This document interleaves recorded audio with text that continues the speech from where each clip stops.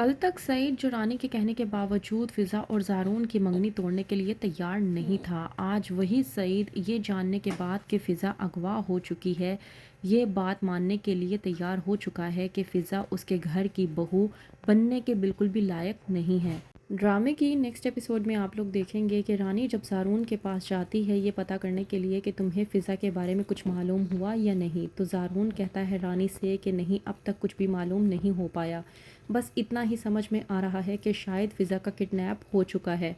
ज़ारून की ये बात सुनने के बाद रानी बेइंतहा गुस्से में आ जाती है और कहती है कि तुम्हें समझ में क्यों नहीं आती कि वो अपनी मर्ज़ी की मालिक है, और वैसे भी उसका 2-4 दिनों से जो रवैया हुआ था, उस रवैये को देखते हुए मैं तो बस यही समझ रही हूँ कि वो जहाँ भी गई है वो अपनी मर्ज़ी से गई है,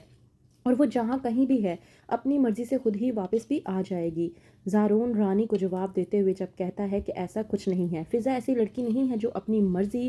के बुनियाद पर कहीं पर भी चली जाए, उसके साथ यकीनन कुछ ना कुछ गलत हुआ है। रानी इस बात पर भड़कती है और कहती है ज़ारून से कि तुम्हें आज तक अपनी बहन पर कभी यकीन हुआ है जो आज तुम मुझ पर यकीन करोगे? आज भी तुम उस फ़िज़ा पर यकीन कर रहे हो मुझसे ज़्यादा, देख लेना वो खुद ही कहीं न कहीं से वापस आ जाएगी, तब तुम्हें जाकर मेरी बात पर एतबार होगा। रानी के चले जाने के बाद कहता है सईद अपने बेटे ज़ारून से कि तुम्हारी हालत मुझसे देखी नहीं जा रही, तुम आराम क्यों नहीं कर रहे? इस बात पर ज़ारून अपने वालिद सईद को जब कहता है कि नहीं, मैं आराम नहीं कर सकता जब तक फ़िज़ा मिल नहीं जाती, मुझे सुकून नहीं आएगा, जब तक फ़िज़ा को मैं ढूंढ नहीं लेता मैं सुख का सांस नहीं ले पाऊंगा। इस बात पर सईद कहता है ज़ारून से कि तुम ऐसा क्यों नहीं करते कि तुम अपनी इस मंगनी को तोड़ दो, अनाउंस कर दो कि तुम्हारा उस लड़की के साथ अब कोई ताल्लुक वास्ता नहीं है। सईद इन सब के बाद दिल ही दिल में सोचने लगता है कि उस लड़की फ़िज़ा को अपने घर की बहू बनाना एक बहुत बड़ी बेवकूफ़ी होगी, उसे हम अपने घर की इज्जत नहीं बना सकते। वहीं पर दूसरी तरफ ज़ारून जो कि रानी के पास जाता है और जाकर कहता है कि फ़िज़ा के मुतालिक फ़िलहाल कुछ भी मालूम नहीं हो पा रहा।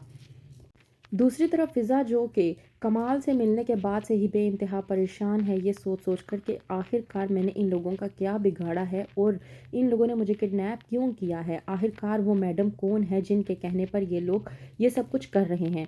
फ़िज़ा जिसके दिलो दिमाग में आता है कि शायद ये मैडम कोई और नहीं बल्कि उसकी अपनी भाभी रानी है, ताकि वो उसे अपने भाई की ज़िंदगी से बाहर निकाल करे, जबकि फ़िज़ा इस बात से अनजान है कि इन सब के पीछे रानी नहीं बल्कि राशिद का हाथ है। राशिद जो कि अपनी जान छुड़वाने के लिए फ़िज़ा को कमाल के सपुर्द कर चुका है। साकिब जब रानी से बात करता है और कहता है कि मैं अपनी बहन को लेकर बहुत ज़्यादा परेशान हो चुका हूँ, वो रात को घर वापस नहीं आई, मैं आखिरकार क्या करूँ, उसे कहाँ पर ढूंढूँ, कोई भी मेरी बात को समझ नहीं पा रहा। शायद मुझे उसके साथ नरमी रखनी चाहिए थी, शायद वो मुझसे नाराज़ होकर कहीं चली गई है, लेकिन मैं अब बिल्कुल भी नहीं समझ पा रहा कि मैं उसे कहाँ तलाश करूँ, कहाँ जाकर ढूँढूँ। फ़िज़ा तुम जहाँ कहीं पर भी हो मुझे माफ़ करो और घर पर वापस आ जाओ। इस बात पर रानी भड़कती है और कहती है साकिब से कि आप, मुझे समझ नहीं आती कि इस तरह की बातें क्यों कर रहे हैं। एक तो वो लड़की हमारी इज़्ज़त को अपने पैरों तले रोन कर चली गई है, ऊपर से आप अब ये कह रही हैं कि वो घर वापस आ जाए, तो आप उससे माफ़ी माँगेंगे, ऐसा हरगिज़ नहीं होने वाला। वहीं पर दूसरी तरफ ज़ारून जब ऑफिस से घर वापस आता है ये सोचकर कि उसे अपनी वालिदा ज़किया और सईद की तरफ से हौसले वाले अल्फाज मिलेंगे, तो जब वो अपने वालिद सईद की बात सुन लेता है, जब वो अपने बेगम ज़किया से कर रहा होता है और कहता है कि मुझे लगता है कि फ़िज़ा जैसी लड़की हमारे घर की इज़्ज़त नहीं बन सकती, तो ये बात ज़ारून सुनने के बाद पूरी तरह से परेशान हो जाता है और सोच नहीं पाता कि वो किस तरह से अपने वालिद सईद को समझाए। तो क्या करेगा ज़ारून, किस तरह से फ़िज़ा को ढूंढेगा और किस तरह से बचाएगा अपनी मंगनी, जानने के लिए देखते रहिए ड्रामा सीरियल शिकंजा।